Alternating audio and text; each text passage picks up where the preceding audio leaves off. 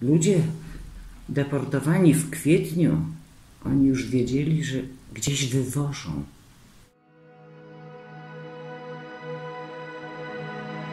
Było to wydarzenie nagłe, znienacka. Ludzie umierali w transporcie. Otwierano wagon i dawano wiadro wody gorącej. Nie było żadnych mebli, nie było krzesła, stołu, nie było szafy, nie było łóżka.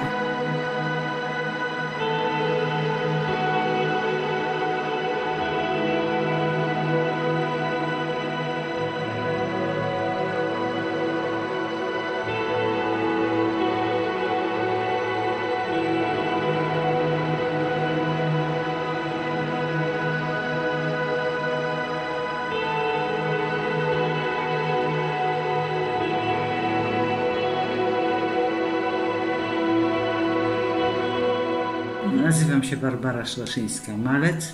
Jestem prezesem oddziału Związku Sybiraków w Zamościu. Jestem członkiem założycielem Związku Sybiraków w Zamościu. Od marca 1989 roku. Mam takie prawo, ponieważ na podstawie statutu Związku Sybiraków, oprócz tych, którzy byli deportowani na Syberię, także dzieci zesłańców urodzone na zesłaniu mają prawo przynależności do tego związku. Moja rodzina była wywieziona 13 kwietnia 1940 roku z Pińska na Polesiu. To była druga deportacja. Pierwsza była 10 lutego i była najtrudniejszą deportacją, ponieważ była w okresie bardzo ostrej zimy. Było to wydarzenie nagłe, znienacka. Ludzie umierali w transporcie. No to kwiecień, można powiedzieć, że o niebo był lepszy, no, przynajmniej jeśli chodzi o pogodę. Do domu mojej babci, która mieszkała z 6 dzieci, przyszło 3 NKWD-zistów. Mojej babci powiedzieli, żeby się pakowała, że do męża wiozą.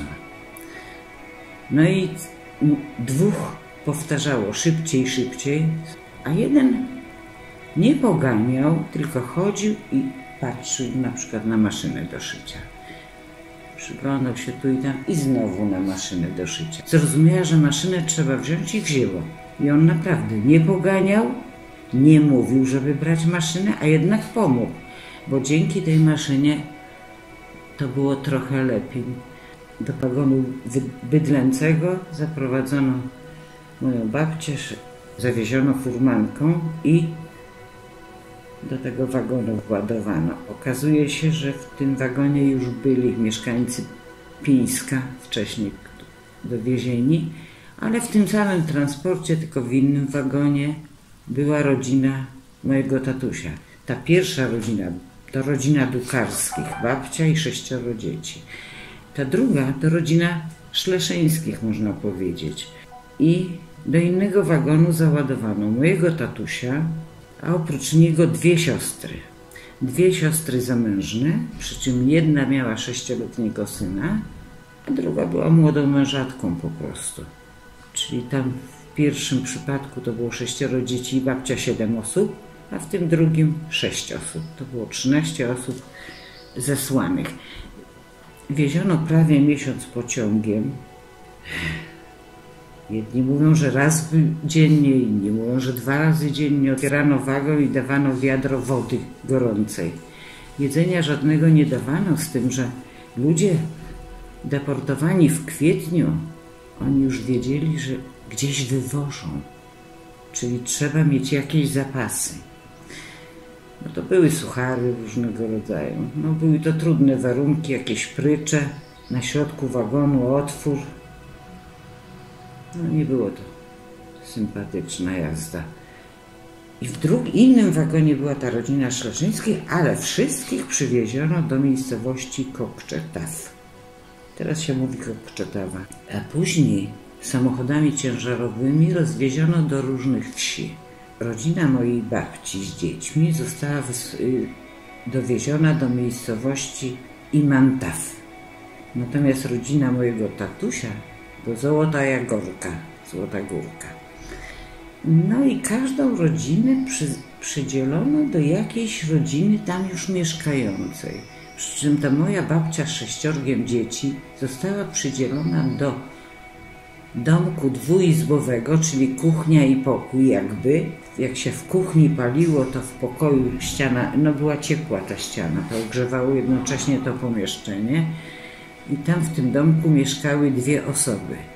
Przy czym nie było żadnych mebli, nie było krzesła, stołu, nie było szafy, nie było łóżka. Były gwoździe na ścianach i taka gliniana podłoga. Ale gospodyni była gościnna, naprawdę. Pozwoliła i w kuchni, i na piecu się położyć. No to było coś po tej podróży. I powiem tak, tam był taki obowiązek pracy. Oni sprowadzili tych Polaków między innymi dlatego, ci Rosjanie, żeby mieć bezpłatną siłę roboczą. I tak w zasadzie to takiego przymusu to może nie było. Tam się tylko mówiło, jak ludzie wysiedli, to powiedzieli: wy tu przyjechaliście i tu już zostaniecie. Tu już musicie umrzeć. No i mówili, że praca jest, ale nie rabotajesz, nie kuszajesz.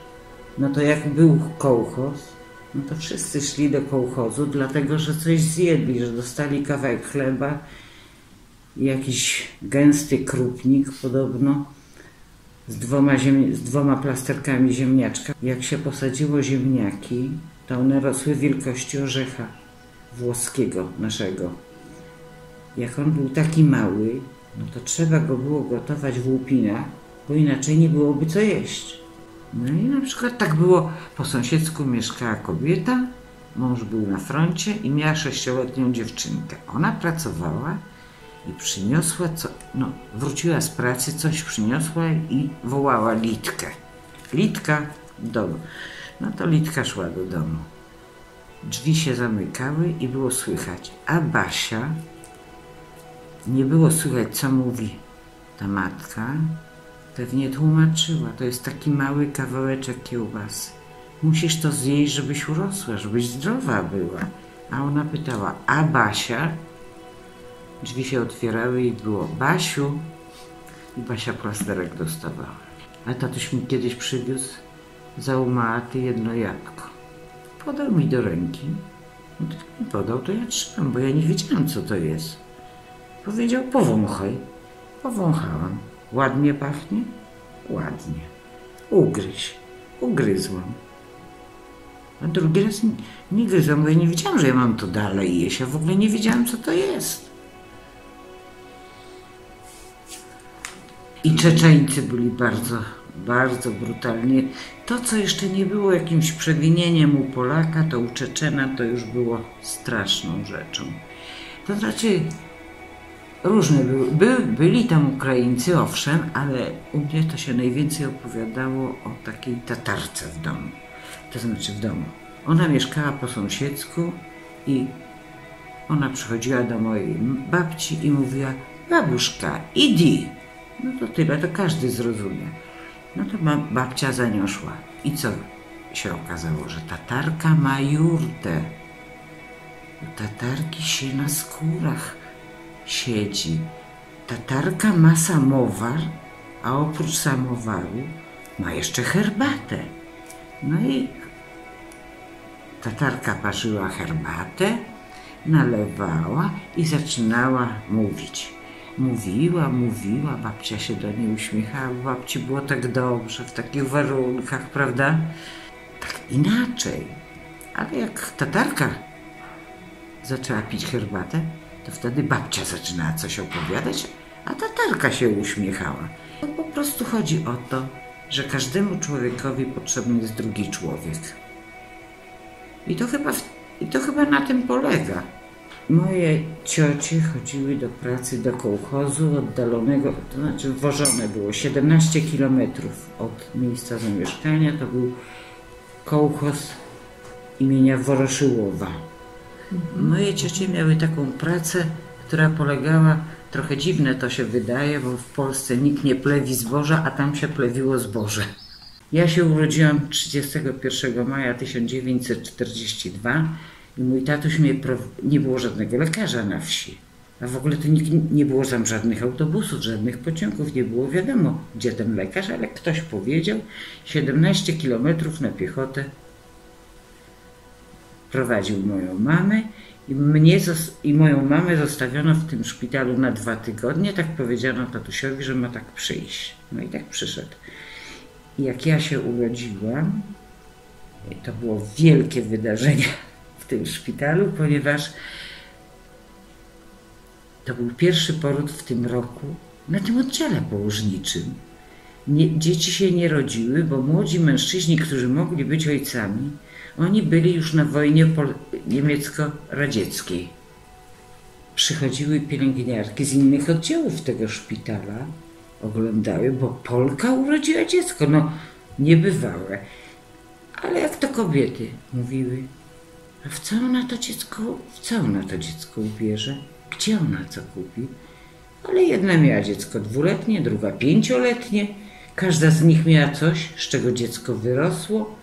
I to nie były Polki. I nie można nie lubić jakiegoś narodu. Wszędzie są różni ludzie po prostu. A jak tatuś przywiózł, mamy już przyprowadził po porodzie, to z całej wsi przychodzili wszyscy, z każdego domu. To było święto prawie i tak. Jeden przyniósł 1 jajko, a drugi przyniósł 2 łyżki mąki, a ktoś trzeci urwał kawałek prześcieradła i jeszcze powiedział, na 2 pieluchy starczy. No nie było to łatwo, bo było głodno, chłodno, ale wiadomo było, że jeżeli ci mieszkający na tej wsi gotują z lebiody zupę, to trzeba gotować z lebiody. Był step, na którym rosło dużo stepowych poziomek. To te poziomki się zbierało, przynosiło do domu i tak na takiej desce suszyło. A suszyło się dlatego, żeby nie pić wody, tylko zaparzyć te poziomki, prawda? I suszyło się i owoce, i suszyło się liście także, bo też nie mogło się zmarnować. Tak jak z wielu rodzin sybirackich mniej osób wróciło niż wyjechało, tak moja miała dużo szczęścia. Wszystkie osoby, które były deportowane, przeżyły. Jeszcze się 3 osoby urodziły. Kiedy to dokładnie było? Myślę, że to było gdzieś w 1944 roku. Przyjechali, powiedzieli, że zabierają do wojska. Człowiek ma niewiele do powiedzenia. Furmanką zabrali. No, problemy się zaczęło, jak nie było co jeść. No więc tam w Kazachstanie był wojenkomat polski i wojenkomat rosyjski. Mama poszła do polskiego. No i mówi, męża zabrano do wojska. No, chciała prosić o jakąś pomoc. A oni mówią, że oni sprawdzili w ewidencji i powiedzieli, że oni w swojej ewidencji nie mają takiego żołnierza. Może w Armii Czerwonej. No ale jak to w Armii Czerwonej? No oni czasem zabierają. Mama poszła do wojenkomatu rosyjskiego. Okazało się, że tatuś tam był, ale oni powiedzieli, że oni nie pomagają Polakom. Do wojska wzięli, ale pomagać nie chcieli. Przy czym dlaczego wzięli? Wzięli dlatego, że mój tatuś w dokumentach miał miejsce urodzenia Samara. Samara to takie miasto, które potem się nazywało Kujbyszew, teraz wróciło do starej nazwy Samara. A urodził się w Samarze, podobnie jak rodzeństwo tatusia, dlatego, że oni byli powstańcami styczniowymi, także miejsce urodzenia potraktowali jako przynależność do narodu po prostu. Ale jak tatusia zabrali, to mama musiała się przenieść do jakiegoś tańszego mieszkania. Nie miała pieniędzy, więc mieszkała i przez 20 dni robiła na drutach sweter i w zamian dostawała dach nad głową i codziennie litr mleka. Był taki czas, kiedy podpisany był ten układ z Sikorskim i część Polaków z tych wcześniejszych wywózek mogła wracać. I na takiej zasadzie moja babcia z 5 dzieci wyjechała z Kazachstanu w 1944 roku. Do Zamościa przyjechała 17 grudnia, a moja mama została, bo moja mama wiedziała, że mąż jest na froncie. Poza tym spodziewała się drugiego dziecka i uważała, że mąż po żonę przyjedzie. Ja do dziś nie mogę powiedzieć, jak to się zdarzyło, że rzeczywiście przyjechał. No to było naprawdę. No różnie bywa, prawda? Można do Polski pojechać, nie spotkać się. A jednak przyjechał i razem wróciliśmy w 1946 roku. Z tym, że są takie rzeczy w życiu, których nie można wytłumaczyć. No bo w 1944 roku, 17 grudnia do Zamościa przyjechała moja babcia i jej 5 dzieci. Babcia nigdy w Zamościu nie była. Babcia nie miała marzeń, żeby do Zamościa. Właściwie same dorosłe życie przeżyła od dziecka do dorosłego życia w Koninie na Wielkopolsce i dopiero dziadka przeniesiono służbowo w 1936 roku do Pińska. Tylko 3 lata w tym Pińsku mieszkała. No ale jakimś cudem znalazła się w Zamościu. No to jak to wytłumaczyć, że w marcu 1946, za rok i 3 miesiące, moja mama z mężem i 2 dzieci przyjeżdża do Zamościa. No to jest naprawdę jakieś trudne do zrozumienia. A żeby było jeszcze dziwniejsze, to się okazuje, że mój tatuś spotyka tu swoją siostrę z Pińska w Zamościu. Bo ta siostra, mieszkająca w Pińsku, podobnie jak tatuś, nie była deportowana. Ona mieszkała ze swoją rodziną w Pińsku, ale zmienione zostały granice. I ona nie chciała mieszkać w Związku Radzieckim. W związku z tym ze swoją mamą, ale jednocześnie mamą mojego tatusia przecież, przyjechała do Zamościa. Wprawdzie babcia już nie żyła i przez długie lata był jedyny grób na cmentarzu. A teraz tych grobów aż trudno zliczyć na każdym po prostu. Moja mama, opowiadając o powrocie, często miała łzy w oczach, ponieważ to było takie, no jechała do Polski, ale przecież nie miała jakichś marzeń, że to będzie tak albo inaczej. I okazało się, że w tym Zamościu chyba jakaś informacja była, że pociąg przywiezie repatriantów. I jak ludzie wychodzili z wagonu, to okazało się, że na dworcu jest sporo kobiet z różnymi garnkami, z miskami metalowymi, z chlebem. I one wołają do siebie, zapraszają. Ta ma zupę ogórkową, ta ma kartoflankę. One po prostu przyjmowały tak gościnnie, że nie wiem, mama zawsze miała łzy w oczach, jak o tym mówiła. Mówiła, że to było coś nadzwyczajnego, tak serdecznego. Moja mama to tylko tak z czasów wojny, bo to tak na przykład powiedziała: wiesz, Basiu, był głód, był chłód, były choroby. No, nam się poszczęściło, że udało się wszystkim wrócić, ale muszę ci powiedzieć, że tam nie było żadnego nalotu. Moja mama to tak umiała coś znaleźć lepszego w różnych sytuacjach. Każdy człowiek powinien być człowiekiem, nie powinien robić drugiemu krzywdy, to do niczego dobrego nie doprowadzi. Nie wiem, ja w ogóle nie rozumiem jakiegoś odróżniania. Ja myślę, że wszyscy są jednakowi, z wszystkimi trzeba rozmawiać, z każdym można znaleźć jakąś nić porozumienia, bo nawet jak się ma inne poglądy, to można podyskutować bez obrażania się i nie krzykiem, tylko argumentem uzasadniać. Dla mnie to jest obce. Nie, to nie ma nic gorszego jak dzielenie ludzi.